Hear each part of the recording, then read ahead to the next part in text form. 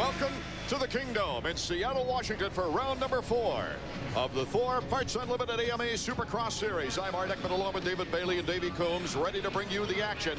We've had a truly unique beginning to the 1997. 3 races, 3 different winners, each on a different brand. This has happened only one time before, 1976, when the season started with a record 4 different riders on 4 different brands winning the first 4 races. DeStefano, Weinert, Ellis, and Smith. Tonight's opening qualifying heat almost ready to go. The top 4 riders from each of the 2 qualifying heats advance to the main event, getting first choice in the gate selection. The rest of the field goes on to the semifinals, where the top 5 from each of the 2 semifinals advance to the main event. You have to get to the main to make the money, and there's only 2 chances left. The last chance qualifier, the top 2 will make out the 20-rider field. The others rack it up to experience. We're getting right to the action now in our first qualifying heat. You see Greg Albertine putting the goggles on. You don't like to put the goggles on too early, David Bailey, here in Seattle. Well, all the goggle companies do a great job of providing a no-fog lens, but still somehow it fogs up a little bit and it messes with your concentration to stare at that gate. Greg Albertine lined up just to the inside of the starter's box. Larry Ward second in points. Greg Albertine, Ezra Lusk, Mike Larocco, Michael Craig, Steve Lamson, Kyle Lewis, Jimmy Button, Jeff Matasevich, Phil Lawrence, just to name a few, and the gate is down. It is Steve Lamson, number 4, with Craig, number 15 on the inside. Let's see who comes out of the second turn. Larry Ward also in the mix. Michael Craig, number 11, is on the move. Ezra Lusk is battling with Lamson for second. And Craig came out smelling like a rose there. He tried to anticipate the gate, charged into it, actually had to back up just as it was dropping, and he still got a great jump. He's able to work to the inside of Lamson. Michael Craig coming out of the European season, a very successful one, winning both events in Geneva, but then gotten a slow start with a 14th, a 6th, and an 8th so far in the year. Here is the battle between Ezra Lusk. Mike Craig making a mistake right there as he came out just before the whoop section. That allowed Lusk. Look at Lusk's timing through that whoop section, just like Doug Henry in practice. Awesome through the whoops. Lusk trying to make up after a disappointing performance in Phoenix, when he was encouraged by a second-place podium performance in round number 2. Lusk has been so fast. A great ride in the opening round at LA. Charging through the pack. Almost got Larocco on the last lap. Then second behind his teammate. Was fast in Phoenix until he had a couple of problems there with bad luck and tangled with other riders. But back on track here. Michael Craig comes back to try to challenge Ezra Lusk. It's 3 Hondas behind the Yamaha. Track's still pretty fresh right now, Art, but you can see in the face of those jumps, the rut's already starting to develop. That's what got right through the same section. That's what took its toll on Craig. Larry Ward making a move on Lamson. Can't quite get by for 4th place. Look at Lusk hop through the whoops like that. 15 Craig, 4 Lamson. Ward is number 6. There is our battle right there. The 3 Hondas. Team Honda and Honda of Troy. Number 4, Steve Lamson. Just behind this battle, Greg Albertine starting to catch up from behind. Uh-oh, Lamson tried to cut that corner a little too tight. Just a minor bobble. That lets Larry Ward get by.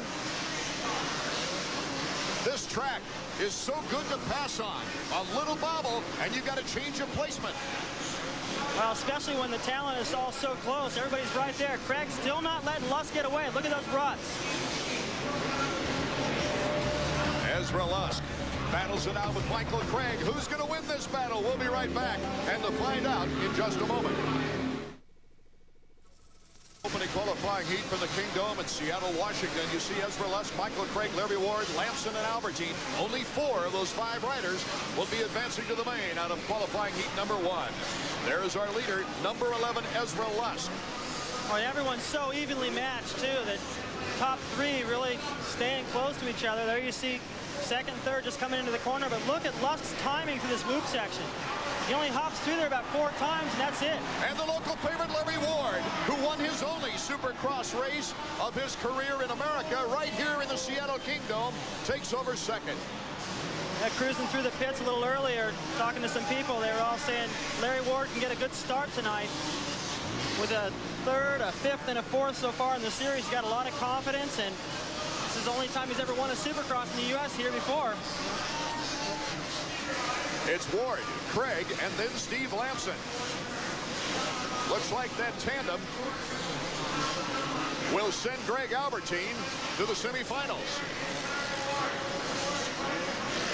Craig's been fast, but he's one of those types of guys that can make a mistake here and there. If Lamson stays close enough, may be able to make that pass. All three of these guys very close. We've seen a lot of difference in the whoops every lap. One mistake through there. There goes Lamson. Here comes Lamson, number 4, to the outside. Oh, bar to bar. Michael Craig's not giving him any space. Lamson looks like he's grabbing for the throttle. He makes the pass to the inside off the rocking chair.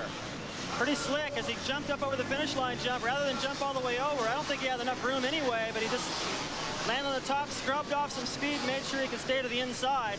Worked perfect. That's what's going to be fascinating about the main event tonight, David Bailey, is how different these riders will ride the different sections when they're pressed, when they need to get some room. Oh, you can see right there the mistakes. I mean, these are the best riders in the world, and they're making a ton of mistakes out there. It's just because the conditions are so difficult. Mike Craig casing it again. It's like riding on a sponge. I talked to Lamson. I go, do you even need the brakes out there? He's like, well, not really. Maybe on the start. That's about it.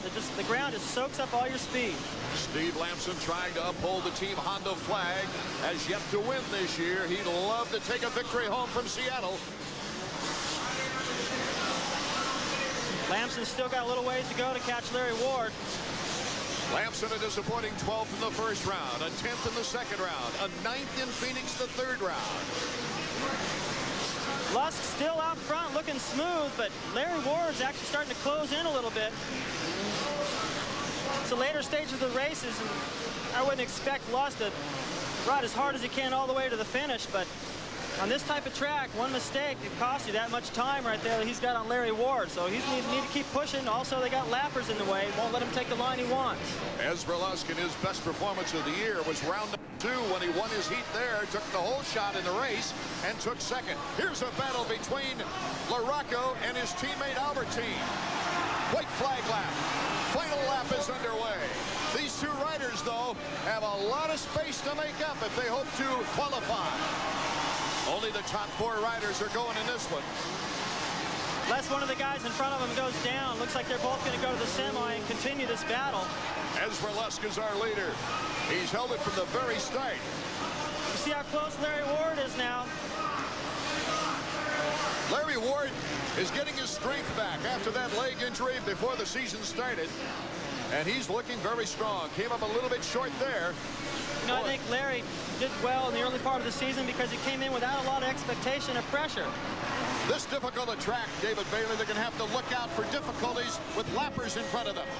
Ezra Lusk takes the heat race with Larry Ward a close second place. Lamson in third. And Michael Craig will be the final qualifier in fourth. We'll be here. Top 4 will get their choice of early gates, while Albertine, LaRocco, Button, Lawrence, Lewis, and Jeff Matasevich are going to give us some good semifinal action, David. All the semifinals this year have looked like the heat races. So much talent not making the cut.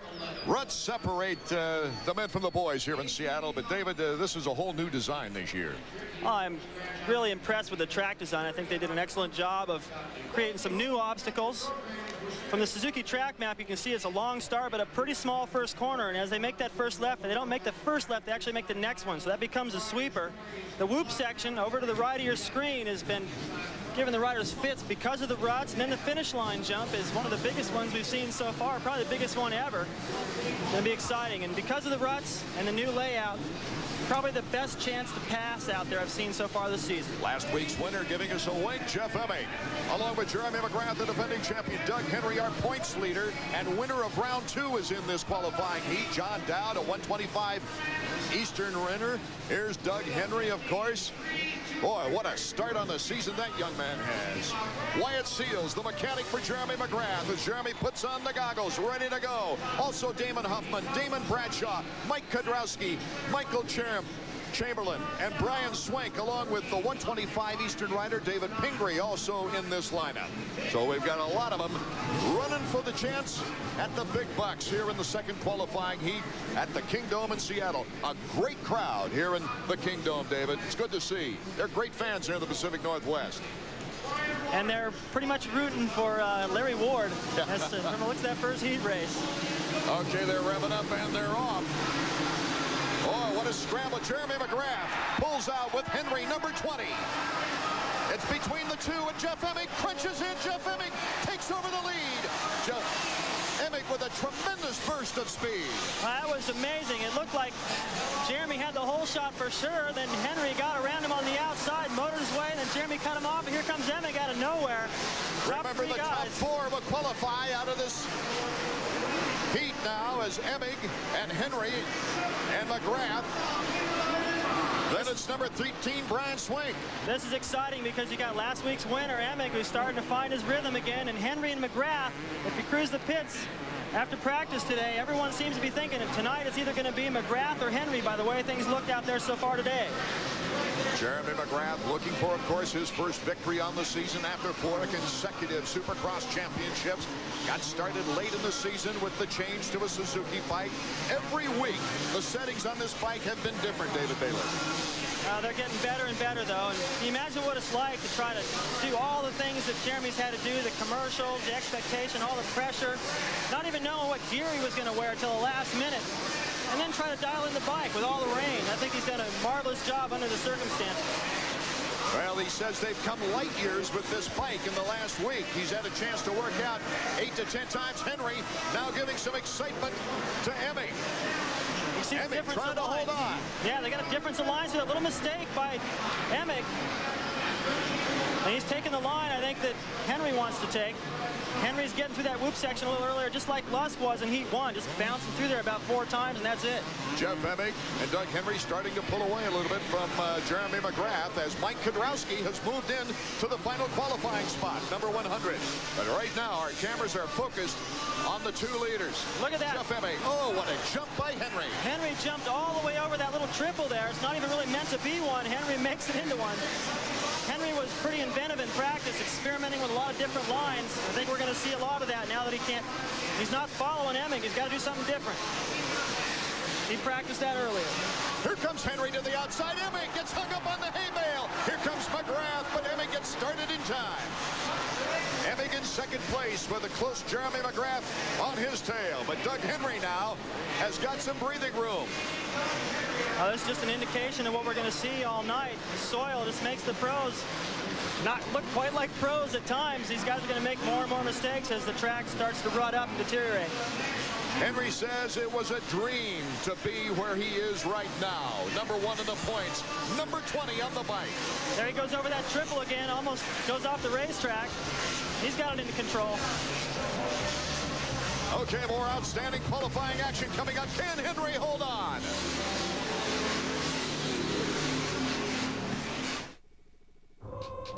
Going back out there and trying to do it. Big line, big jump there by Emig. Made up some time on Jeremy.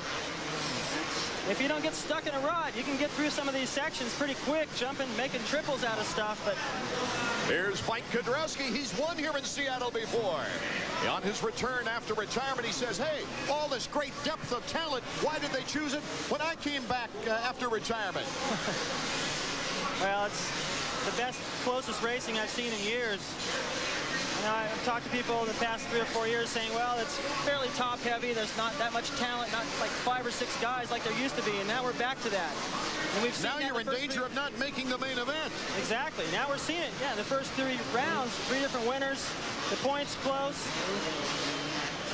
Henry is a year away in first place. Emig, McGrath, Kudrowski, Bradshaw, and Hughes. But it's only the top 4 that advance directly to the main event. Get a little extra race and get good gate choices. That's right, and Kudrowski just got over that big triple there, starting to pull up on McGrath. Bradshaw still within striking distance, but unable to put any pressure on Kudrowski. This is the best I've seen him ride so far. He's gotten better each week. Especially out of the heat race. McGrath holding on. And, of course, Bradshaw hoping if somebody goes down in front of him. It's been a while since I've seen Kudrowski put pressure on Jeremy. And Emig is starting to pull a little bit closer to Doug Henry, our leader, as McGrath holds Kudrowski off. McGrath #1. Boy, have the Suzuki pits changed? There must have been 400 autograph seekers around the Suzuki Semi in the pit area here in Seattle. And I wanted to go over and talk with Jeremy and Albertine and LaRocque a little bit and see what they thought of the track. I couldn't even get close. Bradshaw, a little bobble there. He's in 5th place. He'll go to the semifinal if he can't pick up one more spot. Well, our qualifying racing has been so outstanding. White flag on the final lap. Doug Henry over the finish line jump. Just has one more circle on the circuit. Pretty amazing last week going down to the first corner along with Lamson and a couple other riders. Brian Hughes going down, but out of all those guys, Henry got up and finished 6th. Preserved his points lead. That was pretty amazing. It was amazing because he certainly was the fastest bike on the track toward the end to pick up so many places. He just never gives up. You see the ruts giving everyone a lot of trouble. Here's a section Henry's coming into where he's been making up a lot of time. He rolls the first jump. He wasn't able to do it that time, but he's been jumping over that whole cavity. I think that lap rider was in his way, but he moves out of the way right there. I brought up the subject of depth of talent to Henry, and Henry just told me, he says, you cannot go into the race thinking that you're not above everybody else. Well, he's proven it right here. He's obviously very confident. The checkers for Henry. And what a way to start the evening in Seattle for the young man who many thought would never race again. Doug Henry, who started the season so well, the points leader. We'll be back to hear his words of wisdom right after this. In the Supercross action of 1997, Doug Henry looks like he doesn't want to give an inch. Winning the Suzuki Supercross heat #2 highlights here. Henry, Emig, McGrath, and Kudrowski going directly to the main event. Let's go down to Davey Coombs. Okay, thanks, people. We're down here with Doug Henry. Doug, you and your teammate at Yamaha, that's the second time this year you each won your heat race, and the last time was in Los Angeles, and you guys went 1st and 2nd. Is that going to happen tonight? I really hope so. You know, Ezra's been riding good. The whole team's really been riding good, and I just hope that you know, we can go out and do the same thing. You got the biggest smile on your face all the time, but I don't understand one thing. How did this happen? I mean, you've come out of nowhere this year. Oh, come on. What do you know? I've been doing pretty good. I guess it's just I trained hard in the offseason. I went over to Japan. I did pretty good. I just took that momentum and brought it into, you know, into the season. I think I'm definitely more ready than anybody else this year. All right, well, congratulations, Doug. Thanks again. Boy, he's put it all behind him, doesn't he, David? I mean, he's just looking forward all the way. Semi-final action can get pretty hairy as more riders try to make tonight's field. The action continues from the Kingdom in Seattle.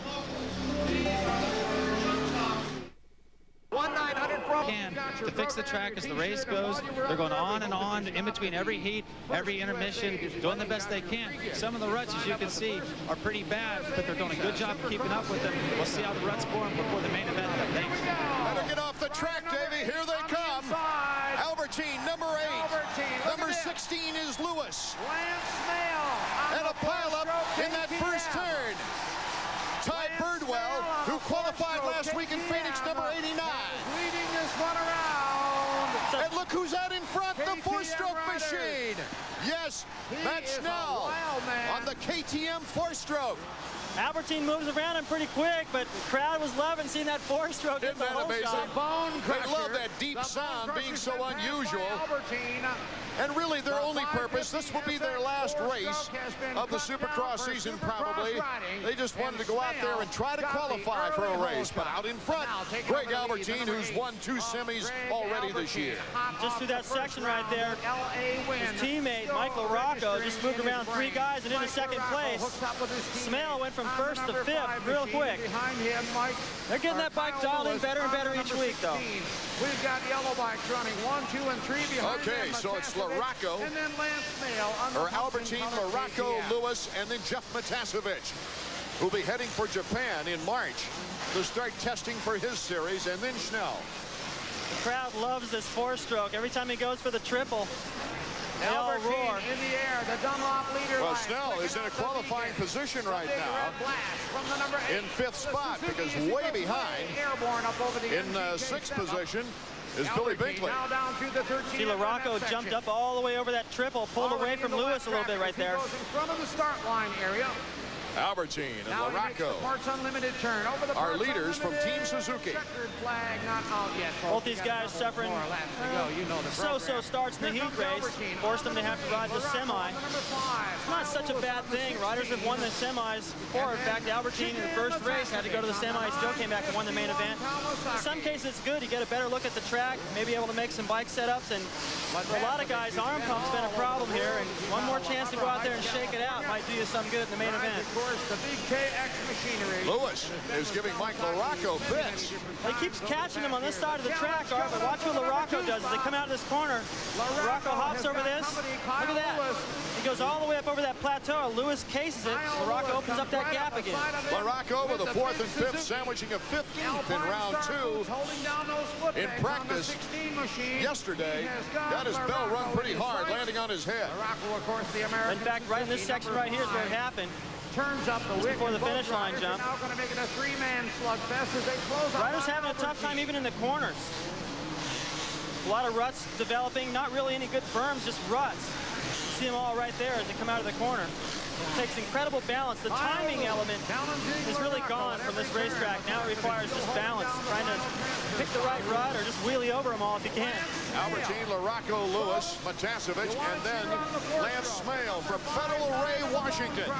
Could this become the first 4-stroke to qualify for a U.S.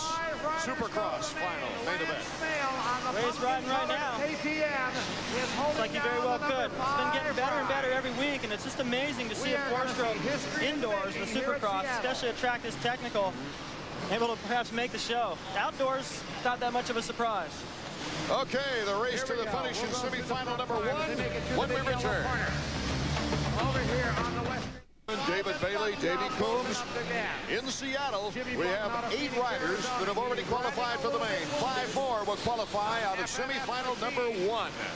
The team chaparral of Greg Albertine, number 8, is our leader, catching up with the lappers already. There you see 2nd and 3rd. Mike Laraco, very smooth through the whoops.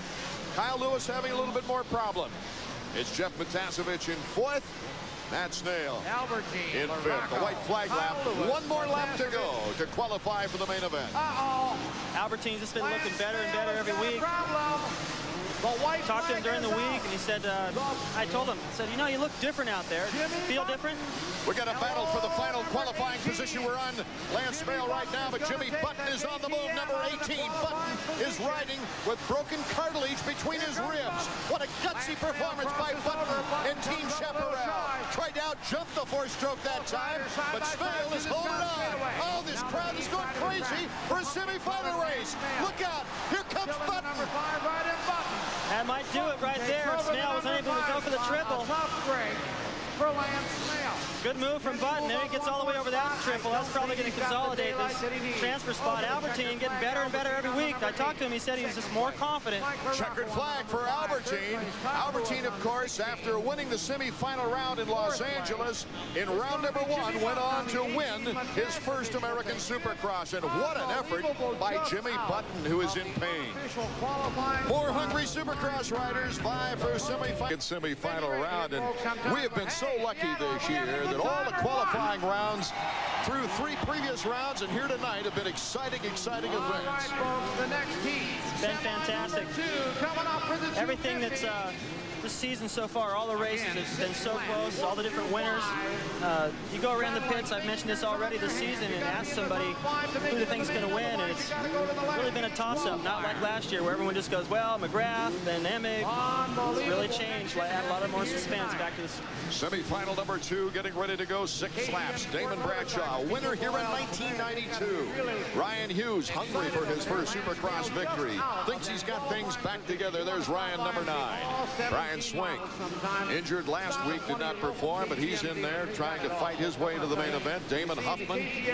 Oh, what a great battle he here had in Seattle against Jeremy McGrath. And of course, you've seen Lance Smale. The last couple of laps hung it up, and Jeremy went on to win. We're off. Semi-final number 2. Oh, what a pack going into that first turn. That's down number 14 on the inside. Number 17, though, out in front. number 17, Damon Huffman. Pingree is in second, number 57. He's a 125 Eastern rider, just getting some experience on the 250s. Here comes Dowd, making a move with Hughes for third. My memory serves me correctly. It's been a little while since Huffman got a hole shot. Some serious talent now. Got a clear track ahead of him, but he's got Ryan Hughes and Pingree right breathing down his neck. Machines all running together. Huffman, Pingree. Hughes around the outside, 17, trying to find a way around Pingree. Hughes getting on the podium in last week's race in Phoenix. Here comes Huffman. Says, hey, I started the season off with upset stomach, weakened condition, couldn't get my bike to run right. It was just too soft. Here comes Hughes in front of Pingree. Can Pingree hold on the inside? No, Hughes has the edge. And Dowd will be the next. We'll have the next assault on Pingree with Bradshaw coming up. What a battle. Top 5 will go to the main event. Right now it's Huffman pulling away. Ryan Hughes in second. He might catch up. Dowd, Pingree, and Bradshaw. Number 13 is Swink. All these top 5 riders starting to pull away a little bit now from Swink. Bradshaw putting the pressure on Pingree now. Pingree with that inside line. A lap before, he almost fell against the hay bale, just like we saw Emick do in the qualifier. Pingree coming back from a devastating injury of an ACL in one leg and pulled tendons in the other. A broken leg in the other, I should say. There's Dowd, number 14, a 125 Eastern rider getting more experience. Bradshaw putting the move on Pingree with Lawrence just waiting, and I should say Swink just waiting behind them. Swink staying close. It looked like he lost a little bit of time the lap before. There you see right behind Bradshaw. Bradshaw. What a move on Pingree. Made it in the same place Dowd did. The big red Honda. Sometimes it's not a bad idea. Look up there, try to learn as much as you can from the riders in front of you, how they're making the pass. Make a note of that for the main event. Good to see Bradshaw with fire in his eyes again this year, having fun racing with Manchester Honda. On the number 10 machine. He'd like to get up there. He wants. I don't think we've seen Bradshaw's potential, though. He's had some bad problems. Last week, going down to the first corner, having to come from last. Had to go to the LCQ in round number 2 and finish 16th in the main event. So he's not where he would like to be points-wise, but he's looking for a win, I'm telling you. It's really refreshing, too, to see that the luck he's had. He's still smiling and still really confident and optimistic about the rest of the season. Brian Swink is making a move on Pingree. 1995. Swink makes the pass on Pingree. That's all she wrote. So if he holds that position, he'll be going to the main event. Great timing through the whoop section that time by Swink. You can see he's pretty close still to Bradshaw and Dowd. Last lap, white flag lap for number 17. Huffman just starting to pull away. Hughes made that mistake. Getting in a battle with Dowd allowed Huffman to get out there and open up the gap just a little bit. Well, everybody was talking Henry in the pits prior, but this is a good racetrack for Damon Huffman. He is so tall, he takes those ruts beautifully. Certainly was to his benefit last year. He rode great. He was so fast in the whoop section. The whoops are a little different, however, though, this year. There you see Hughes in second place after the third place finish in Phoenix last weekend. Damon Huffman skipping through the hoops. Take a look at the different styles now as they come through the hoops. Hughes, Dowd, Bradshaw, and Swink is in line as taking the checkered flag as Damon Huffman. Hughes will take a second. Dowd and a big accomplishment, not only for Huffman, Hughes, Dowd, and Bradshaw, but also, I think, Brian Swink deserves a big pat on the back, coming back from injury. We'll be back to hear from Damon Huffman, as well as take a look at the official results after this. Short cut on that corner, and is anxious to move into third place right now. He's passed 3 riders, number 38. Nathan Ramsey out in front. See him shaking it off. Some of these guys shake their head. I don't know what they're doing. There's Wyndham. Look at him just carve through the pack. He just passed Ron Carter. That's 112. In 6th place, now moves into 5th as they go over the finish line jump. 1 lap completed. And our leader out in front is Nathan Ramsey with Pedro Gonzalez right behind him. And number 32, Casey Johnson is on the move. He just boxed out Kevin Wyndham right there. Ron Carter's back around. Ron Carter not letting Wyndham get through the turn. Wyndham made the pass, then he made a mistake over the finish line jump. All those guys got him right back, so they're not letting him have it his way tonight. Oh, this is a great start for Nathan Ramsey, as look at the battle pursuing behind with Kevin Wyndham and Craig Decker, number 141. Craig Decker, a pro circuit. Wyndham takes that short turn once again. Very effective against Casey Johnson. Moves ahead of Casey now as we see number 38 bouncing over those whoops, Nathan Ramsey. Here comes Wyndham. Look out. He's taking on Perolio, number 81. He's finally gotten around Casey Johnson. See if he can make it stick. Casey to the inside again. This is where he boxed him out the last time. This time he left the door open. There goes Wyndham. Great move by Wyndham. Now he's taking on the next rider, Perolio.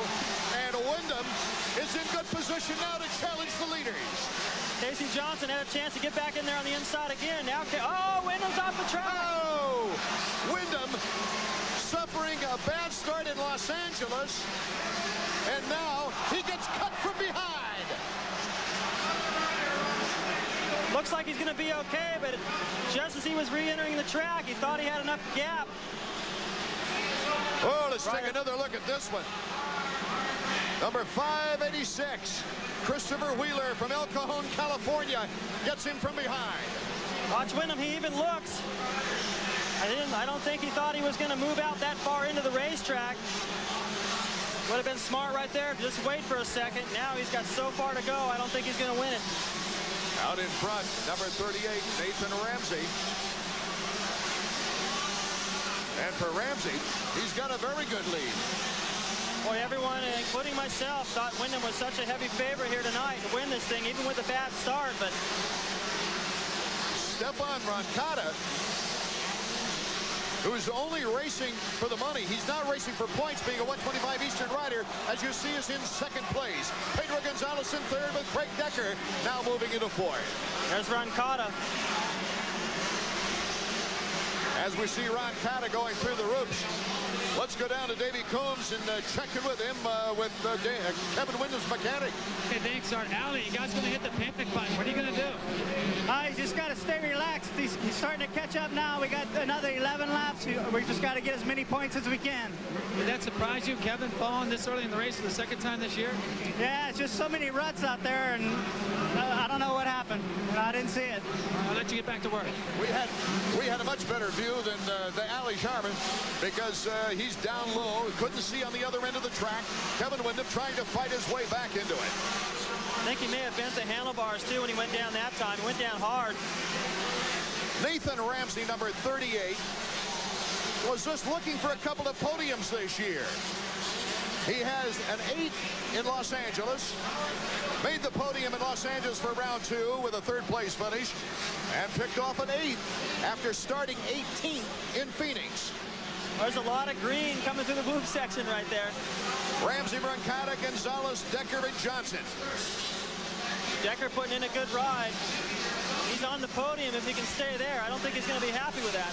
You know, with the new 125 ruling, David Bailey, about other division non-top 10 riders being able to go to the other division and practice, this has been a great advantage for Stefan Roncada. He's just getting more and more comfortable.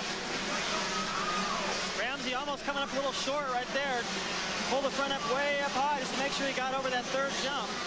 Well, he's one of the few 125ers running with a power jet carburetor. As Ramsey has all kinds of trouble coming through the whoops, Roncada picks up the form. We'll be right back to see if Roncada can catch Ramsey after this. Here it is, the no-holds-barred world of Military 97. More close calls, more true stories, more incredible footage, exclusively here, not sold in stores. See Los Angeles is 2nd in Phoenix. Let's go down to Davey Coombs once again. Okay, thanks, Art. I'm down here with John Bundy. You're a very happy guy right now, but that French kid's coming. What are you going to tell Nathan? Just stay smooth and ride his own race, you know, and maybe things will work out our way. Okay, thanks, John. John Mitchell, better known as Bundy. Got a little of that accent. Maybe it's from being around Ramsey too long. Stefan Roncada, though, really showing some top form. Number 112 is starting to make a challenge, David. Roncada again, jumping the triple. Ramsey not able to do it. Remember, as this track gets more and more worn out through the main event, those ruts get deeper, and apparently Ramsey's not comfortable with jumping that triple in the ruts.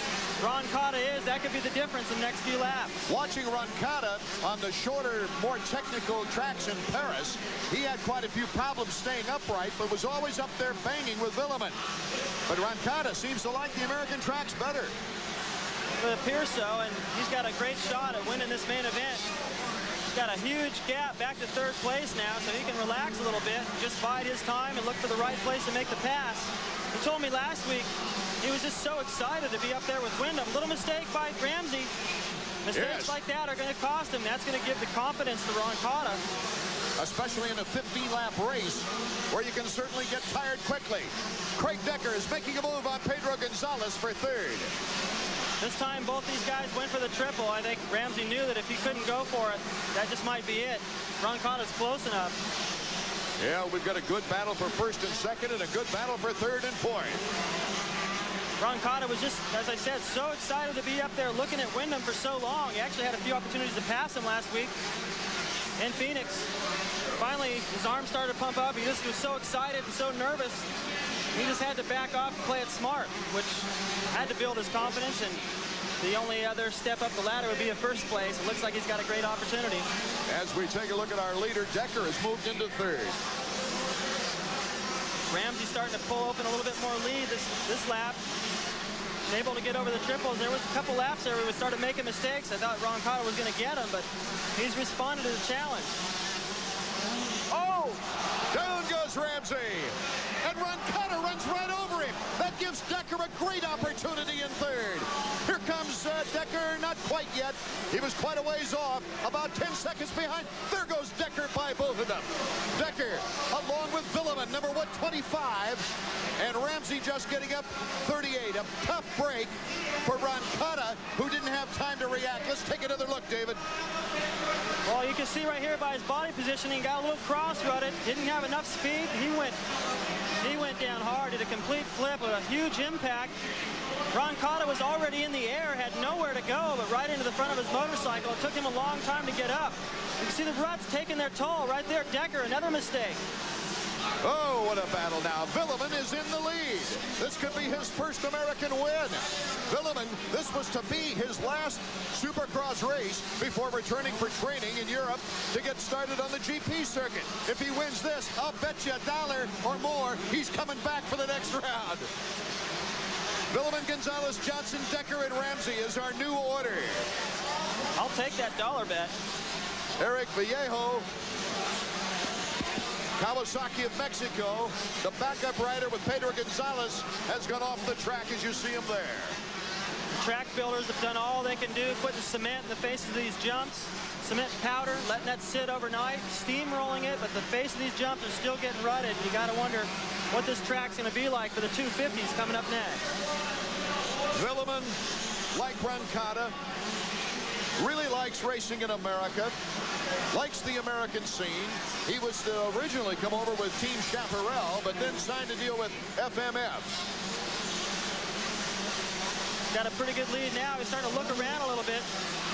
Villeman with a 5th place in the first round, a 2nd place in Los Angeles for round 2, and then slipped big time, getting an awful start in 15th in Phoenix, and finally ending up in 13th place. But he's got a shot at his first American win in Supercross. Behind him is a 3-way Kawasaki battle. Gonzalez got the upper hand right now. Still has the best timing. It's just whoever makes the least mistakes here tonight. Roncada has pulled off, and look at the battle in the whoops right now. Pedro Gonzalez, number 35. What a big boost of confidence a podium would be here tonight for Pedro. Number 32, though, is Casey Johnson. Casey Johnson, Pedro Gonzalez, and then we've got another Kawasaki cutting in front. Casey Johnson just with a little better line up to the finish line jump. Casey Johnson with a third in the opener after winning his heat, a 7th and 11th on the season. He'd love to pick up a better spot. We'll be back with more exciting 125 main event action as you see our leaders there.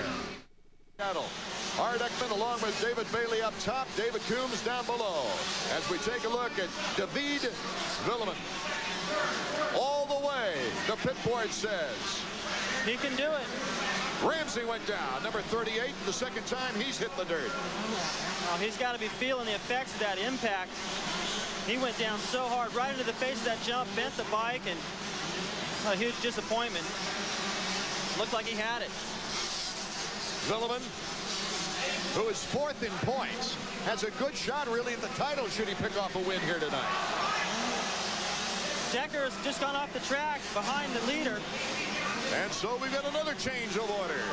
Boy, this track has proved treacherous on the 125s. It's going to get even worse for the 250s, these ruts. 32 is Casey Johnson. There's Villeman, number 125. What a race he's put together.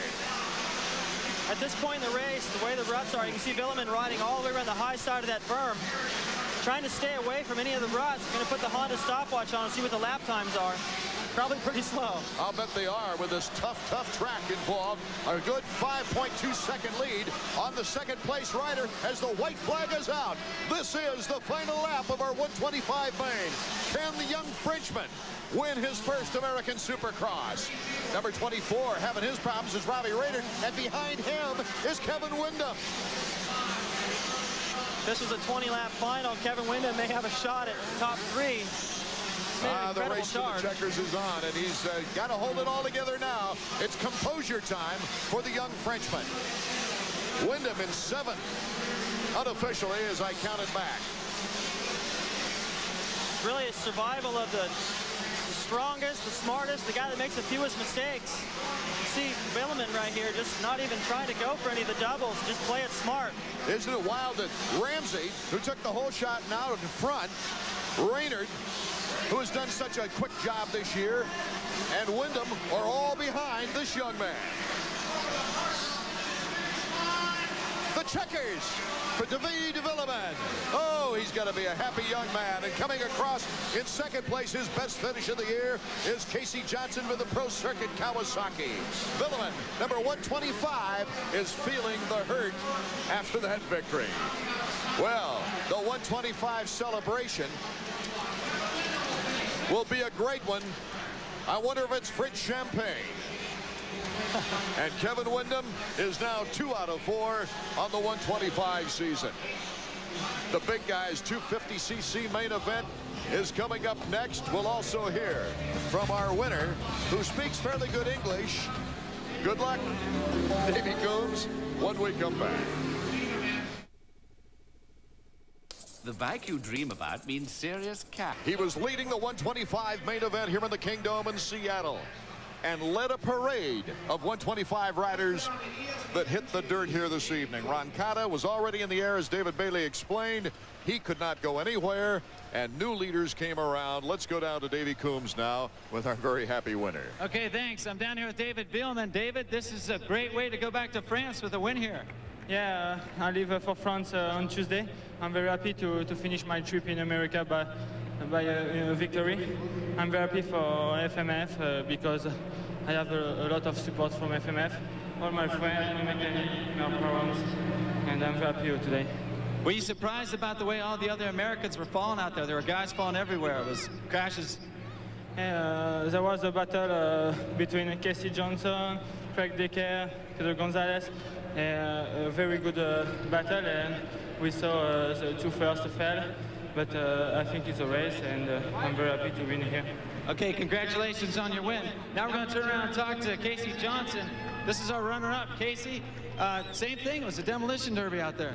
Yeah, there was a lot of riders going everywhere, and it was kind of hard to keep track who was who, you know, like people were falling down, and, you know, if you tried to go to the outside, they went to the inside, and they cut you off, and it was a good race. We really had a good race going, and I'm real happy for David. He's getting ready to go overseas, and hopefully he can do pretty good back there. All right, well, congratulations on second, Casey. Thanks a lot. I'd like to thank my mechanic, Dave Feeney, for keeping that bike running really good, and all my other sponsors, Split Fire Pro Circuit Kawasaki, Renthal, braking, bell helmets, Scott goggles. Thanks a lot to Bevo, getting my goggles going, and all you fans for coming out. Thanks a lot. Back up to you, Art. A good friendship between those riders, obviously, as we take a look at the sad side of Kevin Windham's performance, going off the track there, picking up the bike and getting back into the action. Casey Johnson, and look at that, he just had to go down again because getting back on the track, a slower rider came bouncing into him. Look at this. Villeman, Johnson, Gonzalez, his first podium of the year. Robbie Raynard coming back from a very, very slow start for fourth. An excellent job by Robbie Raynard, and the $500 check going to the hole shooter, Pedro Gonzalez, the 1/900 Pro Race Hole Shot Award, and he certainly can use that as a privateer, also supported by Kawasaki of Mexico. The point standings, and I just scribbled it down as quick as I could. I've got Windham and Raynard tied for first place in points, with Villeman moving up to third and Casey Johnson to fourth. Okay, the celebration for 125s continue, and we will be back with the big guys, the 250s. Jeremy McGrath, can he get his first win of the season? Can Steve Lampson make a challenge for the first time this year against those powerful Yamahas? And the good job that Ezra Lusk and Doug Henry did in the qualifying heats. In the world of exercise, nothing is more basic than dumbbells. Nothing is more versatile or more effective. Awaiting the 250 main event, and we've seen so much good qualifying action up to this point, and an outstanding, very rugged 125 main event. Most anything I think can happen during this 250 round. But as Davey Coombs down on the floor of the stadium brought out, the last time that Lusk and Henry won their qualifying heats in the same evening, they went 1-2 in the main event. What do you think, Davey? Well, I think they could do it again. They're definitely the fastest riders in their heat races. They both had to work their way into that position, but Doug Henry's heat race was 15 seconds faster than Lusk. Now, I know Lusk eased up at the end, but 15 seconds, I don't know, that's almost 2 seconds a lap. Art Ekman and David Bailey. Let's go down to Davey Coombs and see what they've been doing with the track now as they prepare for this 250 main. Thanks. As I told you a little bit earlier, there's a lot of dirt here that's really wet. They brought it in. It was, had bad winter and all that stuff like that. But they're really working really hard to change all the jumps, all the ruts and everything like that. That's why that 125 race we just saw was like a demolition derby. I've never seen that many wrecks in one race, and I think that we might have the same thing in the 250 race. They're doing the best job they can to get everything fixed up, but, the track breaks down quick on a day like this. Davey, what's your impression of Jeremy McGrath right now going into this main event? Well, I think that right now Jeremy really needs this win. I know he's got a lot of confidence. He acts like, no problem. I've got a 3 and a 2 the last couple weeks, but he really needs to win because he's a winner. He's improved his results each of the first 3 weeks. The only way he can improve tonight is to get a win. I think this is going to be really important going into the next part of the series. Jeremy McGrath, I hope he doesn't get too close to Wyatt Seals, who's got the flu, his mechanic, and there Mike Gossler is giving last-second instructions and conversing with his rider, Steve Lampson. David Bailey, you've got several other riders here that looked very good in the qualifying, and I think Larry Ward is at home here, don't you? Larry Ward is definitely at home here, winning here before. He knows what it feels like. The crowd's definitely behind him. Last year he got the whole shot and just took off. Only problem then, he just didn't have the fitness from his injury to go the distance. This time I think he's healthy. He's got the confidence. They're number 8, stretching his arms up. I think Albertine's got a great shot at tonight. Yeah, I think he does too. I talked with him earlier this week and told him I thought he looked a lot better, and he said he's a lot more confident. He felt like he could have caught Emig in Phoenix. That's why he was pushing it and ended up going off the racetrack. And he's pretty happy to have 2 bad races really and still be where he is in the points. And Emig, he could come out and surprise everyone. After he won in Phoenix, he was like, that's the first time I ever won in January, I think. And he's got the confidence now, I think, and he realizes that you just have to keep your cool. And on this racetrack, if he can keep his cool, he may come out on top. The Phoenix win was a good win for me. It was good for the team and everything. It was the earliest that I had ever won a race. Basically, I don't think I've ever won in January. Maybe one time I won an Ultracross, but outside of that, I don't think I've ever won a race in January. I know people expect too much of you then maybe if you win too early. Yeah, they start expecting you to win every week, and you know, that sort of pressure, I'm not sure I can take it. We got 7 riders in the field tonight who have won here at the Seattle race, and that makes it even more exciting, I think. Bradshaw's a winner, and number 100, Mike Kudrowski, looked pretty good in the qualifying round. Yeah, he did, and coming from pretty far back in the pack on the start, worked his way into 4th. First time he's gotten out of the heat race that close to the leaders, that had to give him some confidence, and knowing that one of his teammates is second in the series, he's got to know that his motorcycle is certainly capable of making it up there to the podium. That's going to give him a great boost of confidence. Mike Kudrowski, number 100, starting the bike up as we get set for the 250 main. You see John Dowd in the middle of those guys, number 14, without his goggles. Baracco just to the inside of him. Lamson way down there, number 4. I think the first corner is going to be a real crucial element here tonight because there's not very much room in there. All these guys get pushed wide. You see out there Ryan up to number 47, pretty close to the hay bale. Somebody's going to get pushed out there. We'll be right back to the Kingdom in Seattle, Washington with more exciting Supercross action. Warmed up. Remember how cold it is outside, and it's new this year. They've got a huge dome over there for the pit area. These guys are able to stay out of that cold weather, but still you walk through into the stadium and it's so important to be fired up and ready. So we've already had a crash on the parade lap. And let's go to Davey Coombs now. Okay, sorry about that. Now, Ezra Lusk and Doug Henry had the first 2 picks on starting gate. You guys might want to watch this from upstairs. Ezra chose the second gate from the inside. Doug's out there in the middle. Doug stands more chance of a pileup, and Ezra might get shut down if he comes up on the inside. We saw it happen to Renard in the 125 class. Something, yeah, it's definitely a good point. I just think somebody's going to get pushed wide. You can see Wyatt going to work to try to straighten out Jeremy's bike. He may have bent something a little bit. And Doug Henry and Lusk were the last ones to finish their parade lap. I used to like to always do that, because then you don't have to sit at the starting line so long and think about things.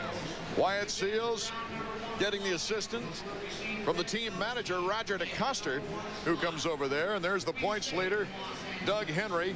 And of course, it's been such a wild season with 3 different winners in 3 races. There you see Henry going through some calisthenics to get that flow going.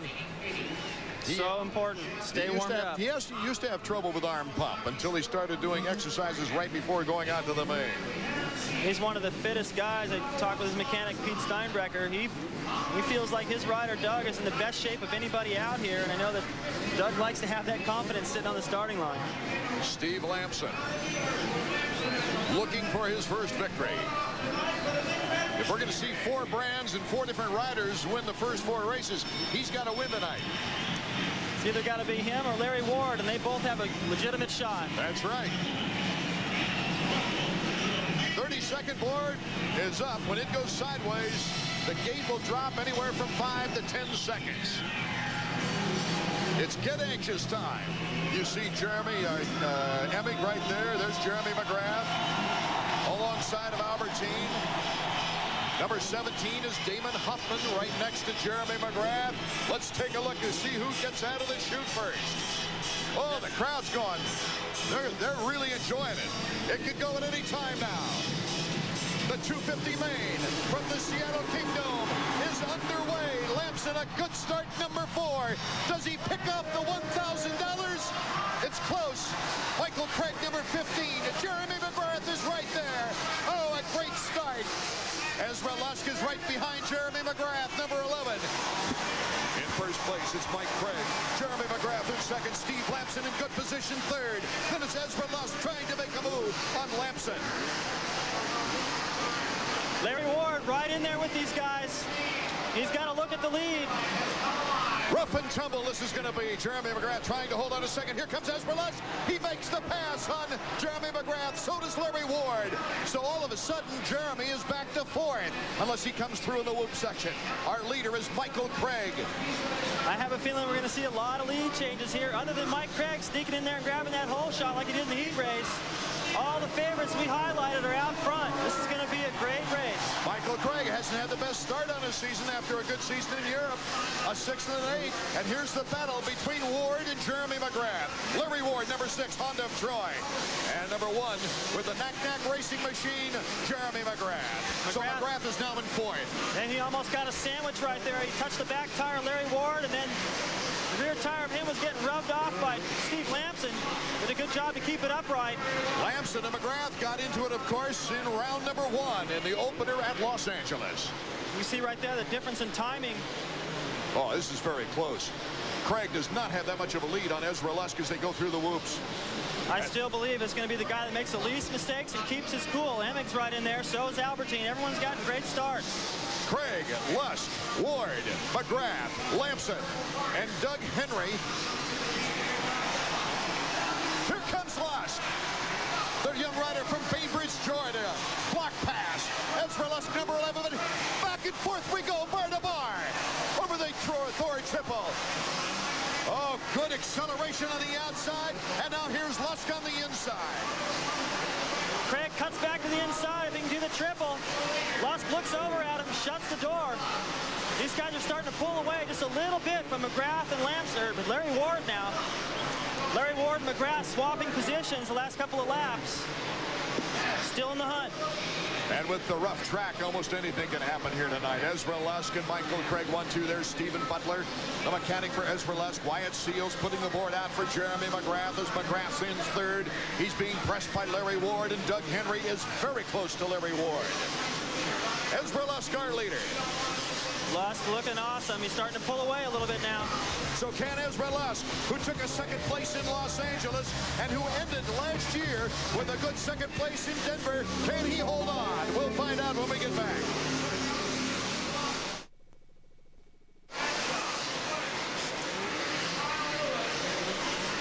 Welcome back to 2:15 main action, round number 4 of AMA Supercross here in 1997. Larry Ward with the leap over Jeremy McGrath on the inside. So Larry Ward moves closer to his Honda of Troy teammate Michael Craig. Ezra Lusk leaping through that whoop section. It's the best I've seen anybody do it all night. They fixed it just a little bit for the main, the best they could. He's starting to pull away, and if he can do that, he'll be able to take the wide lines and maintain his momentum through the corners, not have to worry about somebody breathing down his neck, have to protect his line. And because all these guys are having to do just that, Lusk could be gone. Ezra Lusk with a 3-second lead on Michael Craig, then Larry Ward, then Jeremy McGrath, and here comes Doug Henry approaching the rear end of Jeremy McGrath. Oh, he's right on his roost. Henry with that inside line. Let's see what happens here. Different timing. Look at Henry. Triples all the way over this. No one else has done that tonight. Jeremy McGrath just able to block him out there, but what's going to happen in the whoops? Here comes Henry. Henry passes McGrath. And so McGrath slips back to 5th spot. Ezra Lusk out in front. Michael Craig, Larry Ward, Henry, McGrath, and Lamson in that order. Number 3, Emmig is next, if you want to go back that far.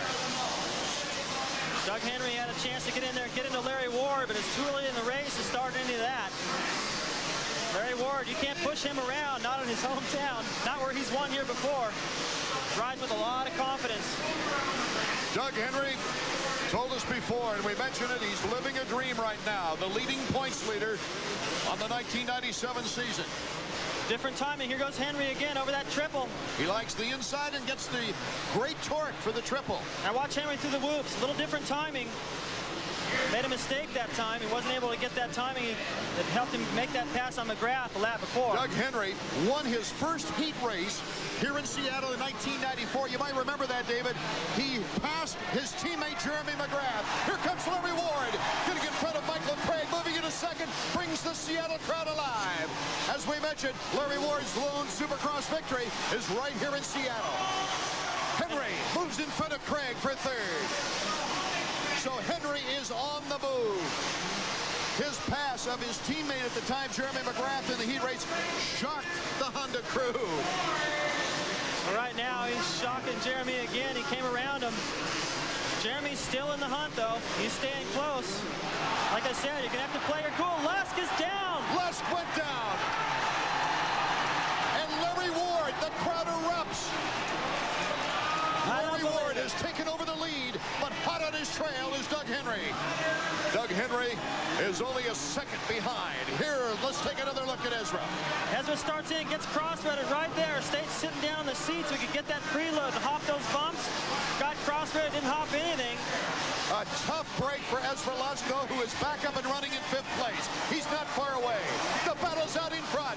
Here comes Doug Henry on the bumper of Larry Ward. Larry Ward trying to hold off. He's gotten stronger as this season's gone on. Started the season weak, just running for points. Surprised even himself in getting a 3rd, a 5th, and a 4th. Henry to the inside. Here's the Keebling. Nope, he didn't get the torque to go the triple. Henry, you see, he jumps that triple and he pulls right up alongside. That enables him, if he gets to the whoop section good, to make the pass. Larry Ward's also got a good line through there, though. I think he should be able to hang on to that spot, especially with the inside line in the corner. You saw Marshall Plum hanging out the board for Larry Ward. Let's go down to Coombs, who's with him. I think so. Marshall, it's a demolition derby out there. Said this all night. What are you going to tell Larry? Just keep pointing straight or start worrying about those guys behind him? He just got to stay relaxed and stay focused on the track. Try not to make too many mistakes and look ahead. Jeremy McGrath is not giving it in, I'll tell you. He just passed Michael Craig, and he's in 3rd position right now. Larry Ward with a 2.5 lead on Henry. And Lusk is still there. He dropped the spot to Mike Craig trying to fix his clutch lever. But now he looks like he's regained his form, and he's putting the pressure on these guys. And right behind him, Lamson. With all that congestion, there's not much hopping on the triple as they come into the whoops. Jeremy McGrath with Michael Craig and Ezra Lusk, number 11. That's Lamson, number 4. And number 3 is Jeff Hemming. What a race. Lusk has regrouped and moved back into 4th. He's looking at the back of McGrath. These guys have both got a good look at the leaders. They're not that far ahead. So a new summary. It's Ward, Henry, McGrath, Lusk, Lamson, and Craig. Henry inching up on Larry Ward. The crowd here in Seattle, Larry Ward's native state of Washington, is holding their breath. Larry's holding his too. I bet his mechanic's been telling him to breathe. Doug Henry's mechanic's been telling him to breathe. Watch the difference of lines right here. Well, we talked earlier with Larry Ward. He certainly had some confidence. Here comes Henry. Ward got the position, though. But Henry is just sizing him up. We mentioned earlier, David, this track is pretty easy to pass on. Pete Steinbreaker, Henry's mechanic, and Davey Coombs, I think you moved over to him now. Is your rider in better shape than Larry Ward? I have a good feeling he is. He's been working real hard at the beginning of the season, and Larry had some, I think, some physical problems. So we're going to see at this end of this race. All right, thanks, Pete. Back up to you, Art. Could Doug Henry become the first 2-time winner on the season? Definitely a possibility, but I don't want to take anything away from Larry Ward. Riding great. He's got a good enough line here. You see, he triples that. He's on the inside. So even though Doug triples it over there on the outside and closes the gap, Larry Ward still controls the corner and the best line through the whoops. Ruts might play a big part. You see how deep that rut in the corner was. You can flow. You can do it. Marshall Plum is mechanic this year. Larry's no stranger to leading races. He led here last year. We already talked about that. Didn't have the fitness. Pete Steinbreaker still thinks that his rider's fitter, but I don't think it's going to come down to fitness. I think. Oh, almost got the block pass with the lapper in the way. They were trying to get around number 47. And that was Ryan Huffman who made it with the last chance qualifier. It's going to come down to sheer determination and will. Who's got the most resolve, and behind these guys, McGrath is dangerously close. Ward took a 3rd place here in 1995. Ended up 8th in 96 after leading the first 10 laps. Larry Ward bar to bar. Doug Henry. A lot of Doug Henry fans here. Very knowledgeable fans of the Pacific Northwest, knowing how far Doug Henry has come back to lead this race. Not just in the race, but in life. You can see as Larry Ward went through the mechanics area just after he got past, looked like he just took a great big deep breath. Like, okay, get it together. He made a couple of mistakes, but you're still got a good lead over McGrath. You're still right there with Henry. Anything can happen at the end of this race. 8 laps to go. That's McGrath in third. 8 laps to go is an entire heat race. And Emig has moved into fourth. Lamson in fifth. And LaRocco now in sixth. This is that good line that Henry has over the triple jump. It's not even a triple jump. He just turned it into one. It's worked for him. And why it's working is because his timing, the jumps that he's having to gas it to lift off from have no ruts because everyone else is jumping over those jumps. So he can guarantee himself he should be able to jump that every lap. Craig cannot breathe and is having trouble with his breathing anyway, and has ridden off the track. As we take a look at the leader, it's Henry, Larry Ward, Jeremy McGrath, Jeff Emig, and Steve Lamson. Lamson's starting to put the pressure on Emig now. Oh, that's a good duel. Lamson feeling the heat. He puts the heat on himself to move up that ladder for Team Honda, the Lone Ranger. It's a great track. You can see all the different choices of lines. Everyone's got a different idea of the fastest way through sections because of the ruts. Getting everyone fits. Lamson right there coming up short. Looks like he hurt himself. And here comes LaRocco moving up a spot. LaRocco into fifth. That really took the wind out of Lamson's sails. He may have hurt his wrist there. His bike might have seized. Ryan Hughes, we're getting a report now from Davey. Ryan Hughes' bike has possibly seized up. Oh, bad break for Ryan, who's had a tough start after a third in Phoenix. He was hoping to really move it.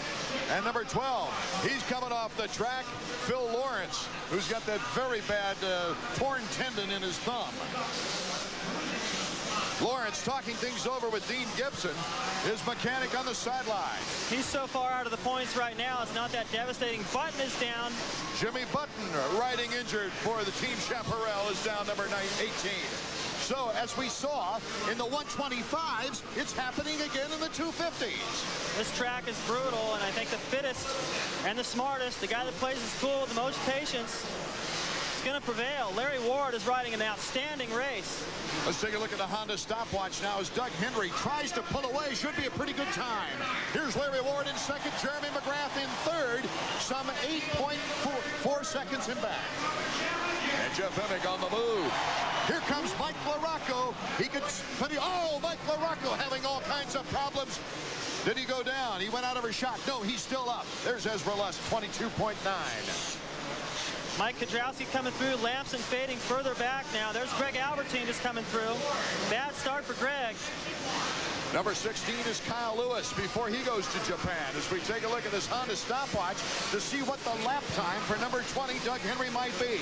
You mentioned earlier, David Bailey, Doug Henry had a phenomenal lap time and race time in the qualifying heat. Well, it's approximately 2 seconds a lap faster than Lusk's. I know Henry pushed a little harder through the whole race. Look at his timing. Oh, 54.3. It's pretty quick.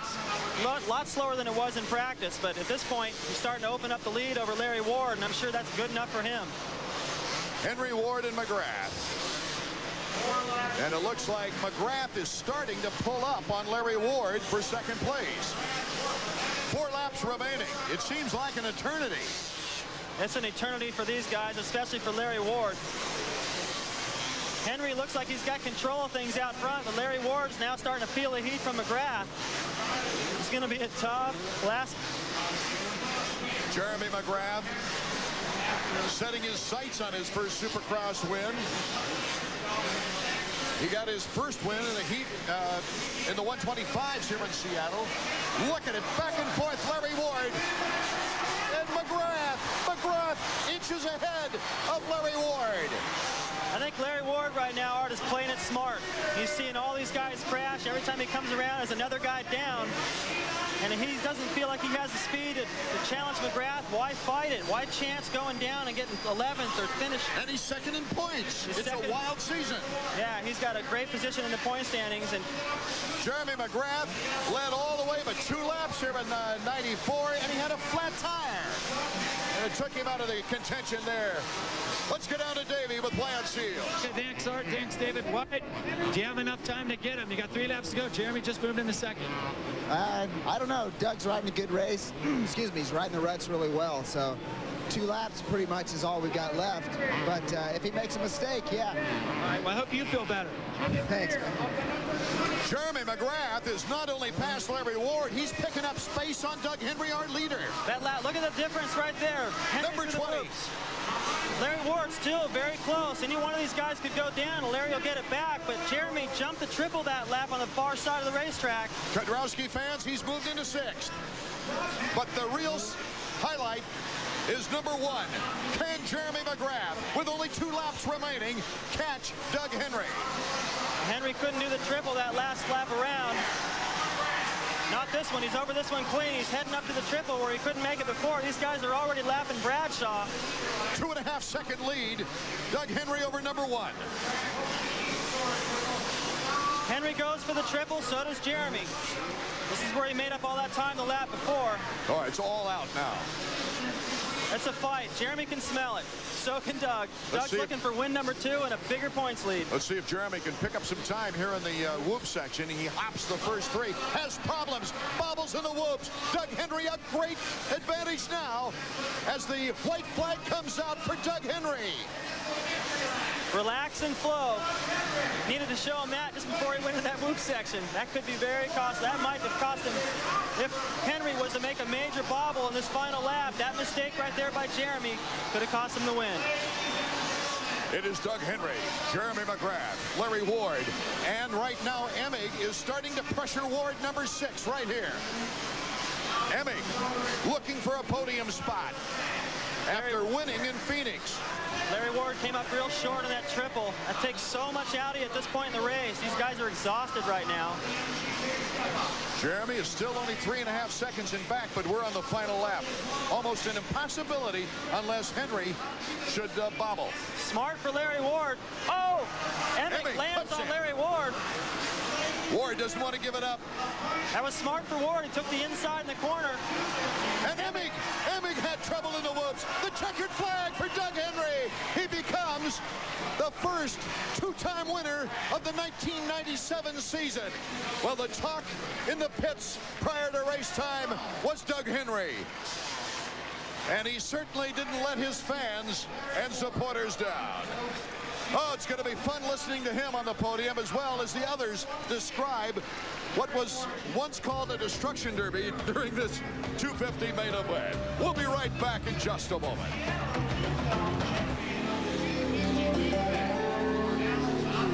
Has been brought to you by Suzuki. Right now, your Suzuki dealer has the ride you've been waiting for and the financing to get it. And by Honda, the winners of the last 9 straight 250 Supercross championships. Honda, come ride with us. Welcome back to an exhausted Kingdom. The fans were treated to some great bang-bang racing as we see here Doug Henry making a pass on Larry Ward. Look at that, right around the outside. He leaped into the whoop section just to make sure he could get out in front of Larry Ward and control that line through the whoop section, pulled away from there, and although Jeremy got close at the end, Doug jumped all the triples, didn't make the mistakes to allow Jeremy with any kind of a chance to take him out in the corner at the end. So the 2 riders that you said were most mentioned in the pits, finishing 1 and 2, Doug Henry and Jeremy McGrath. Let's go down on the floor of the stadium, and I'm anxious to hear their comments. I hope you are. Davey Combs, take it away. Okay, thanks. Second time this year, Doug Henry. You surprised me again. You surprised everybody. Congratulations. Thanks a lot, Davey. You know, after last week in Phoenix, I got a 6th place, and after that race, you know, that whole week I just didn't really feel too comfortable. And after that weekend, I just focused. I said, man, I'm gonna go win Seattle. I told my wife I was gonna win it. And I came out here and did it, and she's going to be so happy. You're having just an amazing year. You surprised everybody. But the one thing is you're showing no kinks in your armor. You're doing it on all the tracks. You come up here in Seattle. What's it going to take to stop you? Well, I don't know. It's really too early in the year to say. If I get this thing keep going, then you could ask me that question. But right now, it's I still got to focus on winning. Okay, you going to give Stacy a call? Oh, yeah, definitely. Last week I didn't get to thank all my sponsors and stuff. You know, Yamaha has been doing such a great job, and you know, we just picked up Bridgestone tires this year, and they've been working great. And Shoei and Fox and just Scott, everybody's just helped me out, and they stuck with me through the years, and I really appreciate it. I want to thank them. And one guy, or a couple guys I really want to thank a lot is Pete Steinbrecher for sticking with me through all this, and my new trainer, Jim Delzer. All right, congratulations, Doug. Okay, thanks a lot. Okay, now I'm here with the second place guy. This is Jeremy McGrath. Jeremy, it gets better every week. I saw you struggling a little bit there in the middle of the race, but then you really picked up the end. You almost caught Henry. Whoa. Yeah, the bike was really excellent out there. It took me a few laps to get going, and I mean, the bike came off the gate good, and I was riding really good. I was just riding maybe a little bit too cautious out there. They were hanging it out a little more than me in the beginning, and got going towards the end, but we're figuring it out. Okay, I saw you were having some trouble in the one section over there where Henry passed you, and toward the end you started to pick it up. Is that not being familiar with the bike, or is that just how tough the Seattle track is? Well, the Seattle track's really tough because it's really soft dirt out there, and there's a million lines you could take, and you know, it's just when you land off jumps, you got to go right back into another run. It's really tough out there. All right, well, congratulations on second, Jeremy. Thanks a lot. I'd like to thank all you fans for coming out. I'd like to thank Suzuki of Troy, Fox, Spy, Bell Helmets, 1-800-COLLECT, Alpine Star, Sidelmax, and my parents and all my fans. Thanks. Yeah, and your buddies at the Chicago Bulls. Yeah, that's right. Thanks, you guys, for coming out. I'm going to go check your guys' style tomorrow. Okay, and finally, our third place rider. This is basically the hometown guy, Larry Ward. Larry, congratulations. Thanks. You know, it was a pretty good night. Pumped up a little bit in the main. I just got a little nervous, and I got a little tired. But we're getting it figured out. That new bike's working really good. The Honda Troy guys are doing a great job. And, you know, coming back from the broken leg, this is the second time on the podium, I think things are going to go real good the rest of the season. Well, you're like Doug Henry. You're nothing but surprises so far this year. We know you're hurt early, but you've been riding really well the whole time. Yeah, like I said, that CR250 Honda Troy bike is working really good. It's getting me pretty good starts. And, you know, like I said, I can only get better. Can't get any worse. So third's good. Go to Indy in 2 weeks and try to come away with the win. All right, glad to have you up here, Larry. Thank you, and thanks again to you know, all my fans that come out here and cheer for us. It's the biggest crowd we've ever had, and we really appreciate it. And I'd also like to say hello to my grandma. She came out again this year, and I really like having her here. I guess one of the big stories is Doug Henry's calling his wife right now with the cell phone to tell her exactly what went on. Stacy, and of course his newborn. I'm sure a little bit young right now to understand the significance and the happiness, but what a great family that is, and a wonderful young man. Number 20, Doug Henry, victorious here for the second time this year. Of course, holding on to the points lead as we take a look at the point structure. Second place still Larry Ward with his third place finish here tonight, and Jeremy McGrath making really the big jump into third place with his second place finish as Doug Henry holds the trophy high. McGrath having to work very hard after forming his new team, Knack Racing, and switching bikes, of course, putting everything together late. I still think it's a very credible performance by Jeremy McGrath on that new machine, and the engineers have been hovering over that new machine from Japan all week long. They're getting good support from the factory, and I think that'll mean that good things for Jeremy McGrath's future. Yeah, good things for Jeremy and good things for the rest of the guys on the Suzuki team. I know that the results they've been getting and the opportunity with Jeremy moving to that team and perhaps raising the level of the rest of those riders a notch, certainly getting Roger the credibility I think he deserves, and he's been telling him, hey, we need this stuff, and now with these results they're going, okay, whatever you need. And certainly Suzuki looks like they have a chance to win a title, and it looks like it's going to come down to the wire, perhaps between Doug Henry and Jeremy, former Honda teammates. Oh, that'd be a great matchup all season long. Of course, the big disappointments here today, Ezra Lusk crashing after being so competitive, and that of Steve Lampson, who once again is not in the top 10. Let's get on to Davey Coombs. All right, thanks, you guys. I was down here, I was watching Doug Henry. Took time to step off the podium. He picked up his cell phone. He called his wife Stacy at home. That guy is a really, really consummate winner. He's a gentleman through and through, and I'm really happy about what he's doing. I know everyone's really surprised about Jeremy. They're maybe blaming on the change of the bikes and everything like that, but you got to give Doug Henry credit. The guy is riding his butt off. That's for sure, Davey. I think Doug is fired up, and once he gets fired up and healthy, a little confidence, I don't think there's any stopping him. We saw that tonight, having to really ride hard to work his way into the lead and never made a mistake. Okay, next we head to Indianapolis on the 15th of February, and then it's on to Atlanta and Daytona before back to the always packed Metrodome of Minneapolis, Minnesota. Then we're off to Houston, Orlando, St. Louis. Oh, don't forget that St. Louis race of last year with Emig breaking the string of Jeremy McGrath. Those fans are going to be packing that place. Pontiac, and where are we going to? Oh, we go to Charlotte, don't we? That's a nice little stadium in Charlotte. Then on to Dallas, and rounding things out in Las Vegas. This is becoming one of the most competitive seasons we've seen in recent years. You know, taking another look at Jeremy, I know that all the focus of this change and the results have been close enough to the lead to win this series. Well, it's happened against him, like in the 250 Nationals when Emig hung so close, and then McGrath